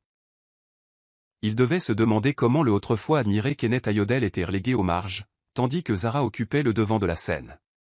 Il souhaita désespérément un coin pour se cacher. Pendant ce temps, de l'autre côté de la pièce, Zara gardait un calme extérieur. À l'intérieur, elle ressentait des vagues d'émotions. Elle aperçut la silhouette affaissée de Kenneth et se souvint des larmes qu'elle avait versées en secret. Ce soir, son succès était plus grand qu'une vengeance personnelle. Il symbolisait un triomphe sur chaque mensonge et limitation qui lui avait été imposé. L'air était électrique de possibilités, et elle le savourait tranquillement, le cœur débordant de gratitude et d'une touche de fierté bien méritée. Alors que la nuit tirait à sa fin, la foule commença à quitter la salle de bal. Kenneth et Ruth se retrouvèrent isolés en marge des conversations d'après-événement, ne recevant aucune invitation à des after-parties. La tension couvait entre eux, mijotant sous des sourires forcés. Dans un coin faiblement éclairé, Ruth fulminait. Pendant tout ce temps, tu n'as jamais laissé entendre que Zara pouvait réellement construire quelque chose d'aussi grand. Tu m'as dit qu'elle était incompétente. Qu'elle était sans espoir. Les épaules de Kenneth s'affaissèrent. Je le croyais sincèrement. Je n'aurais jamais imaginé qu'elle. Évidemment, tu avais tort, lança Ruth en roulant des yeux. Et tu m'as entraîné dans ta chute. Maintenant, j'ai l'air d'une idiote pour avoir investi toutes mes ressources en toi. Nos finances sont un désastre, ton nom est terni, et ton ex-femme est une histoire à succès national. Kenneth sentit la colère monter dans sa poitrine, mais elle se transforma rapidement en une honte résignée. Ruth, nous pouvons arranger ça, dit-il, bien que les mots sonnent creux. Il n'avait aucun plan. Oh, vraiment, rétorqua-t-elle. Ne pense pas que je vais rester pendant que tu te démènes pour sauver ta réputation. Je n'ai pas signé pour une vie de dette et de mépris. Elle pivota sur ses talons hauts, attrapa son sac à main et s'éloigna. Kenneth entrevit brièvement qu'elle tapait sur son téléphone, envoyant probablement un message à un autre prospect potentiel, quelqu'un à qui elle pourrait s'accrocher pour le style de vie qu'elle désirait si désespérément. Seul, Kenneth fixa le sol poli, le reflet des lumières du plafond dansant autour de lui. Il se souvint du jour où il avait donné à Zara ses papiers de divorce, suffisant dans sa conviction qu'il trouverait le bonheur avec Ruth. Maintenant, il n'avait ni femme ni richesse. Il sentit le poids du regret comme une pierre dans son ventre. Quelques instants plus tard, il quitta la salle. Dehors, le ciel nocturne était animé par les lumières de la ville. Alors que le voiturier amenait sa voiture ou une berline d'occasion à laquelle il avait dû se résoudre, Kenneth jeta un dernier regard à la bannière de l'événement arborant le portrait triomphant de Zara. « Que ai-je fait » murmura-t-il, la voix tremblante. Il réalisa que dans sa quête d'une image de succès, il avait perdu la femme qu'il aimait vraiment et qui possédait un potentiel qu'il n'avait jamais reconnu. Cette prise de conscience le rongeait, un goût amer qu'il ne pouvait effacer. Quelques jours après la cérémonie de remise des prix, Kenneth parcourait un journal dans un kiosque en bord de route. Ses yeux tombèrent sur un article de couverture sur papier glacé. La vision milliardaire de Zara Ayodele, l'entrepreneur africaine montante du mentor Chef Ocon. La photo d'accompagnement montrait Zara, berçant un petit bébé dans ses bras, debout à côté d'un Chef Ocon rayonnant. Kenneth faillit laisser tomber le journal. Un bébé ? Il traça du doigt l'image des cheveux bouclés de l'enfant et le sourire serein de Zara. Le titre martelait son esprit. Vision milliardaire. Bébé dans ses bras. Chef Ocon à ses côtés. Se pourrait-il que Zara ait trouvé le bonheur si rapidement dans les bras d'un autre homme? Ou y avait-il plus à l'histoire? Le visage de Kenneth brûlait d'un enchevêtrement de jalousie, d'étonnement et de confusion. Elle était censée être stérile. N'était-ce pas la raison pour laquelle il l'avait rejetée? Il acheta le journal, parcourant frénétiquement l'article. Les détails étaient rares, mentionnant seulement que Zara était récemment revenue sur le devant de la scène après avoir accouché discrètement et développé son entreprise. Il n'y avait aucune mention de l'identité du père ni de l'âge exact du bébé. Le chef Ocon était crédité comme un investisseur majeur et un mentor, alimentant les spéculations selon lesquelles l'enfant pourrait être le sien. Kenneth ressentit un tourbillon de colère et de regret. Si Zara avait effectivement tourné la page et porté l'enfant d'un autre homme, un milliardaire de surcroît, alors tout ce qu'il avait cru, chaque justification qu'il avait utilisée pour l'abandonner, était construit sur des mensonges. Et si le bébé était celui de Kenneth?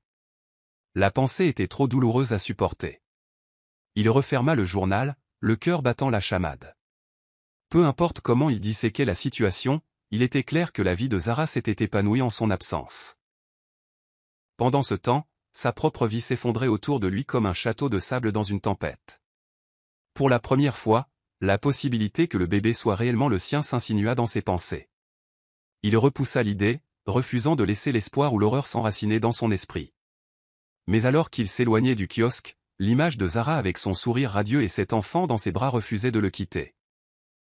Elle le hantait à chaque pas, murmurant des vérités qu'il n'était pas prêt à affronter. Incapable de calmer la tempête de pensées qui tourbillonnait dans sa tête, Kenneth contacta un ami commun, espérant obtenir les nouvelles coordonnées de Zara. L'ami hésita mais finit par céder, probablement apitoyé par son état misérable. Une semaine plus tard, Kenneth se tenait dans un bureau d'entreprise minimaliste avec l'enseigne « Nuru Venture » affichée en lettres dorées sur le mur. La réceptionniste le regarda avec méfiance, comme si elle était consciente de l'histoire compliquée qui le suivait. Quelques instants plus tard, Zara sortit d'une salle de conférence. Elle portait une tenue professionnelle élégante et se déplaçait avec l'autorité qui sied à une PDG. Lorsqu'elle croisa le regard de Kenneth, son expression était calme mais distante. Ils se dirigèrent vers un salon privé. Kenneth sentit des perles de sueur se former sur son front, incertain de la manière de commencer. Finalement, il lâcha « Zara. Je veux juste parler. » Elle croisa les bras, le visage impassible. « Nous n'avons rien à nous dire, Kenneth. » Il déglutit difficilement, se forçant à croiser son regard. « J'ai entendu parler du bébé. » Il marqua une pause, cherchant son expression. « Est-il le mien ?» Les lèvres de Zara se pincèrent. Un instant, elle parut sincèrement blessée. Mais elle se reprit rapidement. « Tu as renoncé à tout droit de savoir sur ma vie quand tu es parti. » La voix de Kenneth tremblait de désespoir. « Si j'ai fait une erreur, je suis désolé. J'ai juste besoin de connaître la vérité. » Zara laissa échapper un lent soupir. Comme pour se calmer. « Pourquoi, Kenneth ? » « Pour que tu puisses te pavaner en père, après m'avoir jeté comme si je n'étais rien. » Elle sortit une petite pochette en velours de son sac à main. « Tiens. » Elle laissa tomber la pochette dans sa main. Il l'ouvrit pour trouver son ancienne alliance, celle qu'il avait retirée et laissée sur une commode le jour où il avait finalisé le divorce. Kenneth fixa la bague, la gorge nouée. « Zara, s'il te plaît, » murmura-t-il. « Je ne demande pas la pitié, mais j'ai besoin de tourner la page. S'il est à moi. » Les yeux de Zara brillèrent. « Tu ne t'es jamais soucié de moi avant. Quand le monde pensait que j'étais stérile, tu te moquais de moi. Tu as fait entrer Ruth dans notre maison, tu m'as humilié. Et maintenant, quoi? Tu as perdu ta fortune et tu veux t'accrocher à l'idée d'un fils que tu aurais pu engendrer? » Kenneth tressaillit. Elle avait parfaitement le droit de se mettre en colère. Il se sentait comme une coquille vide, indigne de pardon ou de paternité. Il fixa la bague dans sa paume, les larmes lui piquant les yeux. Finalement, Zara parla, sa voix plus calme. « Reprends ta bague. Je n'en ai pas besoin. Je te la rends comme symbole que je ne te dois rien. Mon fils ne te doit rien. » Elle se détourna, signalant que la conversation était terminée. « Au revoir, Kenneth. » La finalité de son ton s'abattit sur lui comme une pierre tombale. serrant la bague, Bonjour famille, profitez de ce moment de détente avec des histoires charmantes, n'oubliez pas de vous abonner et de partager vos réflexions dans la section des commentaires.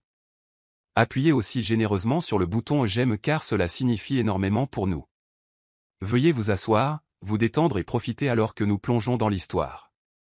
Nora se tenait dans sa salle de bain exiguë, fixant le test de grossesse. L'unique ligne bleue, indubitable, se grava dans sa vision comme une enseigne au néon. Elle ne pouvait décider si elle était plus effrayée ou excitée, mais son cœur battait la chamade alors qu'elle réalisait que la vie telle qu'elle la connaissait était sur le point de changer à jamais.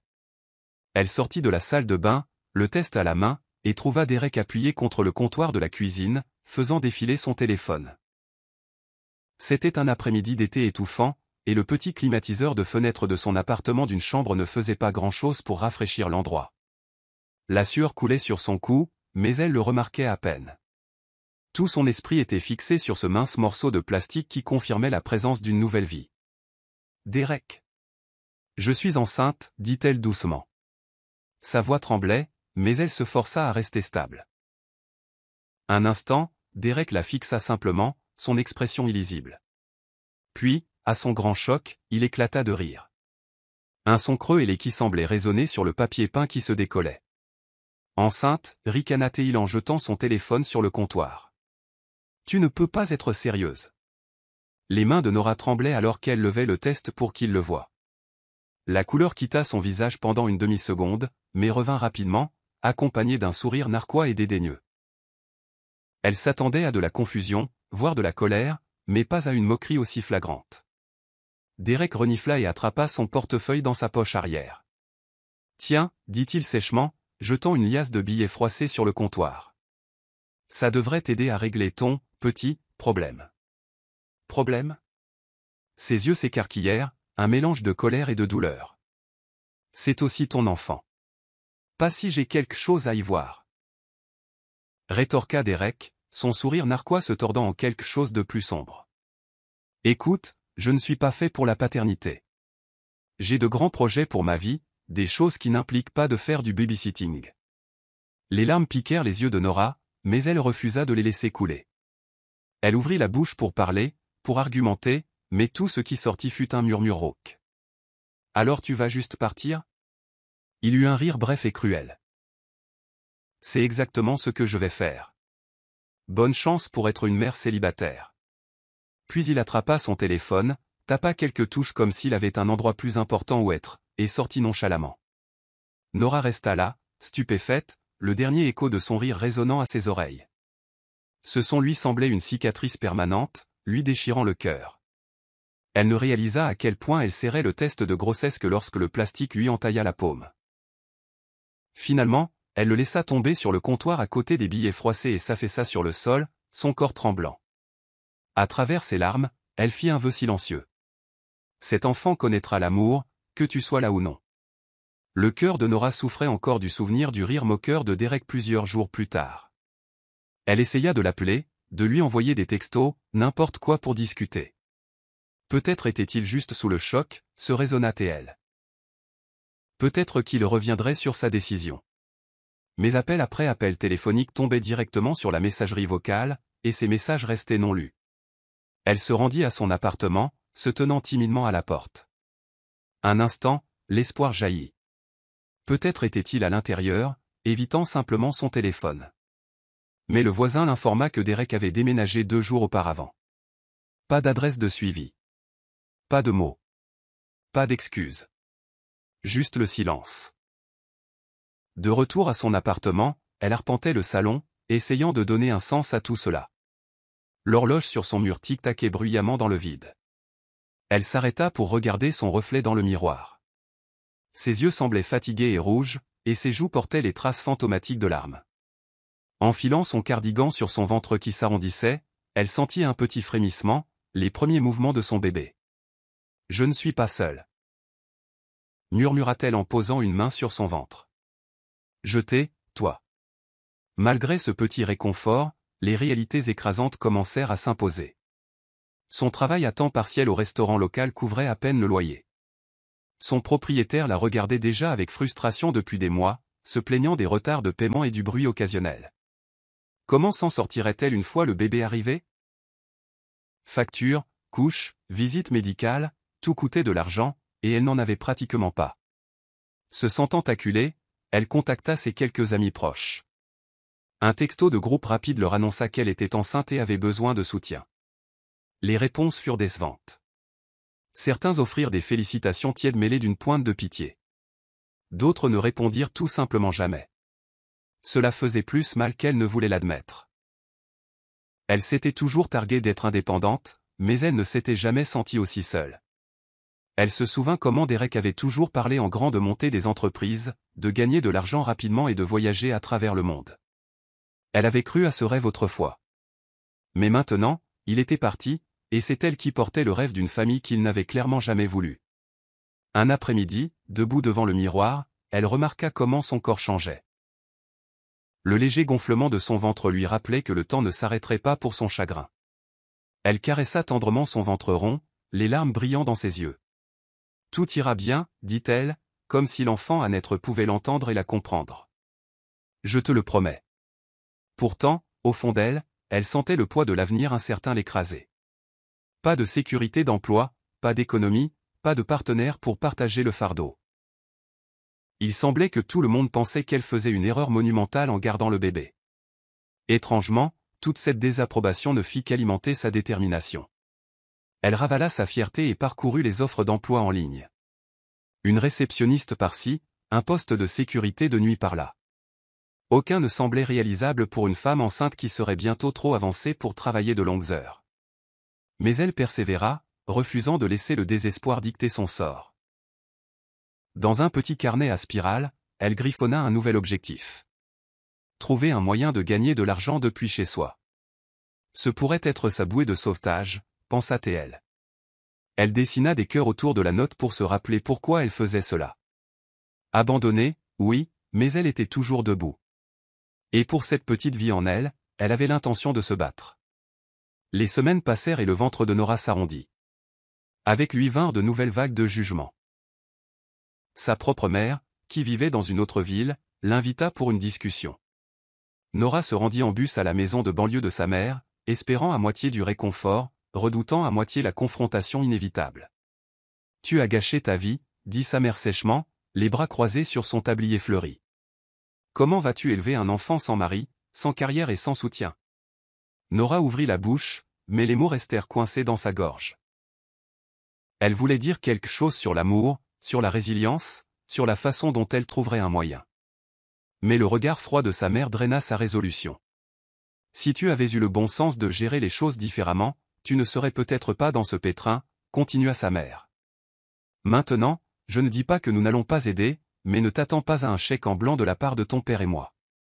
Nous avons nos propres factures. » Nora écouta en silence, stupéfaite. Elle n'était venue que pour un soutien émotionnel, pas pour une aide financière. Mais la supposition qu'elle était là pour mendier la laissa chancelante. Elle refusa poliment de passer la nuit et reprit un bus pour rentrer chez elle, les larmes s'échappant malgré tous ses efforts pour les retenir. Son propriétaire, M. Gibson, ajouta à ses ennuis. Elle rentra un soir pour trouver un avis d'expulsion scotché à sa porte, invoquant des retards de loyer. Elle se souvint du moment où elle avait essayé d'expliquer sa situation, comment ses heures de travail avaient été réduites au restaurant, comment elle prévoyait de rattraper son retard. Rien de tout cela n'avait d'importance maintenant. Elle avait 30 jours pour quitter les lieux. Le coup de grâce vint de ses soi-disant amis. Un par un, ils s'éloignèrent. Les invitations à sortir cessèrent. Les messages restèrent sans réponse. En vérité, ils étaient plus des connaissances que des amis, mais cela faisait quand même mal de voir à quelle vitesse les gens lui tournaient le dos une fois que sa vie ne reflétait plus leurs week-ends insouciants et leurs brunchs. Quelques-uns chuchotèrent même dans son dos qu'elle était idiote de garder le bébé sans homme. Malgré l'hostilité et les paroles dures, Nora posait sa main sur son ventre chaque nuit et sentait ses frémissements. Ces petits mouvements lui rappelaient pourquoi elle devait continuer. Elle ne se battait plus seulement pour elle-même. Elle se battait pour le bébé qui entrerait bientôt dans un monde qui semblait déjà résolument contre eux. Lors d'une des nuits les plus sombres, après avoir relu l'avis d'expulsion, elle trouva une lueur d'espoir dans une annonce en ligne pour un studio bon marché dans un quartier délabré de la ville. Sans hésitation, elle prit des dispositions pour y déménager. Elle préférait affronter les cafards et les lumières vacillantes plutôt que de continuer à vivre sous la coupe d'un propriétaire qui, de toute évidence, ne s'en souciait pas. En emballant ces quelques affaires, elle se souvint du rire de Derek, son narquois résonnant dans sa mémoire. Elle serra les poings, déterminée à canaliser sa douleur en quelque chose de productif. Elle avait été moquée et maltraitée, mais elle refusait d'être vaincue. Nora arriva au vieil immeuble délabré au moment où le crépuscule s'installait sur la ville. La peinture s'écaillait des murs, et la lumière vacillante du plafonnier dans le couloir projetait des ombres étranges sur la moquette usée. Elle serrait une unique valise dans une main, son sac à main en bandoulière, et tenait doucement son ventre de l'autre. Chaque marche des escaliers grinçants lui donnait l'impression de s'aventurer plus loin dans un avenir incertain. Sa nouvelle chambre, si on pouvait l'appeler ainsi, avait à peine la taille d'un dressing. Une odeur de moisi persistait, et l'unique fenêtre donnait sur une issue de secours rouillée. Il n'y avait pas de lit, juste un matelas élimé sur le sol. Nora laissa tomber sa valise et passa une main sur le mur, actionnant l'interrupteur. Il étincela, puis brilla faiblement. Une vague de désolation menaça de la submerger, mais elle serra la mâchoire. « Ce n'est que le début, murmura-t-elle. On va y arriver, bébé. » Elle ouvrit sa valise, sortant une petite table pliante qu'elle avait emportée. C'était un objet étrange à avoir emballé, mais elle avait des projets. Un rêve, en fait. Elle aimait autrefois faire de la pâtisserie dans son ancien appartement. Cupcakes, muffins, pâtisserie simple. Des amis lui avaient dit qu'elle avait un don pour ça. Maintenant, elle se dit qu'elle pourrait peut-être vendre ses pâtisseries localement. Si elle pouvait juste gagner assez pour payer le loyer et nourrir son bébé, elle considérerait cela comme une victoire. Son premier défi fut le four. Le studio n'était équipé que d'une petite kitchenette avec une cuisinière à gaz dont la porte tenait à peine sur ses gonds. Elle testa la chaleur du four, grimaçant devant les flammes inégales. Pourtant, elle résolut d'essayer. Elle transformerait son univers d'une seule pièce en quartier général de son rêve naissant. Sweet Rice Back. Décida-t-elle de l'appeler, un nom qu'elle avait griffonné dans son carnet des mois auparavant. Elle réalisa qu'elle n'avait pas de vrai berceau. Pas de meubles supplémentaires. Juste le strict nécessaire et l'avenir de son bébé à naître à penser. Épuisée, elle s'allongea sur le matelas moisi, qui grinça sous son poids. Le bébé donna un coup de pied, et un petit sourire souleva les coins de sa bouche. « On peut le faire, » murmura-t-elle, retenant ses larmes. On n'a pas besoin d'un berceau chic. Juste de l'amour. Dehors, une alarme de voiture retentit, suivie de cris lointains. Le bruit de la ville semblait s'infiltrer à travers les minces murs. Elle pensa à la vie qu'elle avait imaginée. Une maison chaleureuse et confortable, un partenaire attentionné, des dîners de famille le week-end. Ce rêve s'était évanoui lorsque Derek était parti. Mais peut-être, juste peut-être, un nouveau rêve pouvait être construit. Un qui n'appartiendrait qu'à elle et à son enfant. Elle ferma les yeux, laissant le tourbillon de fatigue et d'espoir la bercer jusqu'au sommeil. Demain, elle chercherait des fournitures de pâtisserie bon marché. Demain, elle commencerait à travailler pour quelque chose qui lui appartenait. Une pièce, un rêve et un bébé en route. 9 mois passèrent comme un tourbillon. Nora travailla jusqu'à la toute dernière semaine de sa grossesse, jonglant avec l'épuisement et les nausées matinales tout en tentant de lancer sa petite entreprise de pâtisserie à domicile. Elle réussit à économiser juste assez d'argent pour s'en sortir, vendant occasionnellement des pâtisseries à une épicerie locale et à un café voisin qui appréciait sa touche maison. Puis, tôt un matin, des crampes intenses la réveillèrent. Elle se plia en deux de douleur. La panique l'envahit lorsqu'elle réalisa qu'elle avait perdu les os. Elle attrapa son téléphone en tâtonnant et composa le 911, la voix tremblante alors qu'elle suppliait pour une ambulance. La sueur perlait sur son front, et elle essaya de calmer sa respiration, se remémorant les cours de préparation à l'accouchement qu'elle avait suivis en ligne gratuitement. Au moment où elle arriva à l'hôpital, les contractions étaient fortes et rapides. Médecins et infirmières en blouse bleu pâle la conduisirent rapidement dans une salle d'accouchement. L'odeur stérile et les lumières fluorescentes vives submergèrent ses sens, mais elle se rappela de se concentrer. Elle avait lu quelque part que dire des affirmations pouvait aider. « On y est presque bébé », murmura-t-elle entre ses dents serrées, agrippant les barrières du lit. « Reste avec moi. » Une infirmière vérifia ses constantes vitales, lui offrant un sourire encourageant. « Vous vous débrouillez très bien. Ça va aller. » Des heures d'angoisse et de peur se fondirent en un unique moment d'émerveillement lorsque Nora entendit le premier cri perçant de son bébé. Elle sentit tout son être basculer alors que le médecin plaçait une petite forme gigotante contre sa poitrine. Des larmes coulèrent sur ses joues, et elle laissa échapper un sanglot qu'elle ne savait même pas qu'elle retenait. « C'est un garçon », annonça le médecin en souriant. « Félicitations. » Nora regarda son nouveau-né. Il cligna des yeux vers elle, comme s'il reconnaissait sa voix et son visage. « Zané », souffla-t-elle, déposant un baiser sur son front. « Je vais t'aimer pour toujours, quoi qu'il arrive. » À cet instant, toute la douleur, la peur et la solitude s'estompèrent, éclipsées par un amour maternel féroce qui semblait pouvoir déplacer des montagnes. Elle traça doucement un doigt sur la petite main de Zané, s'émerveillant de ses ongles délicats. Elle pensa à Derek. Son sourire narquois, son rire dédaigneux, la façon dont il lui avait tourné le dos si nonchalamment. Une fraction de seconde, elle ressentit un pincement de chagrin. « Tu as manqué ça », murmura-t-elle, la voix brisée. Mais elle chassa cette pensée. Ce moment n'appartenait qu'à elle et à Zané. Peu importe la difficulté du chemin à venir, elle avait la seule chose que Derek ne comprendrait jamais, un amour si profond que rien ne pourrait le briser. Dans le couloir animé de l'hôpital, les infirmières passaient en souriant, d'autres nouveaux parents faisaient les 100 pas avec anxiété, et le bourdonnement des machines médicales formait une toile de fond constante. Pourtant, dans le petit espace de Nora, le temps s'était arrêté. Elle pressa ses lèvres sur la joue de Zané et sentit un destin se dérouler. C'était un nouveau commencement, façonné par le chagrin mais alimenté par un espoir inébranlable. Ramener Zané à la maison dans le minuscule studio, c'était comme entrer dans un monde différent. Les pleurs étouffés des voisins, le hurlement lointain des sirènes. Rien de tout cela n'avait autant d'importance maintenant qu'elle devait se concentrer sur les tâches immédiates, nourrir, changer les couches et apaiser un nouveau-né qui ne connaissait que la faim et le confort. Le sommeil devint un luxe. La plupart des nuits, Nora se retrouvait à arpenter l'espace exigu, fredonnant des berceuses qu'elle se rappelait vaguement de son enfance, berçant Zané dans ses bras jusqu'à ce qu'il s'endorme. De temps en temps, elle le déposait doucement sur son lit, pas encore de berceau, et se dirigeait sur la pointe des pieds vers la kitchenette. Les fournitures de pâtisserie étaient posées sur une étagère improvisée qu'elle avait fabriquée avec des planches de bois. Farine, sucre, levure chimique, quelques bols à mélanger et une unique plaque de cuisson cabossée. Une fois Zané enfin endormie, elle allumait le vieux four et priait pour qu'il ne s'éteigne pas. Puis elle commençait à pétrir la pâte à la main, préparant des cupcakes ou des petits pains simples.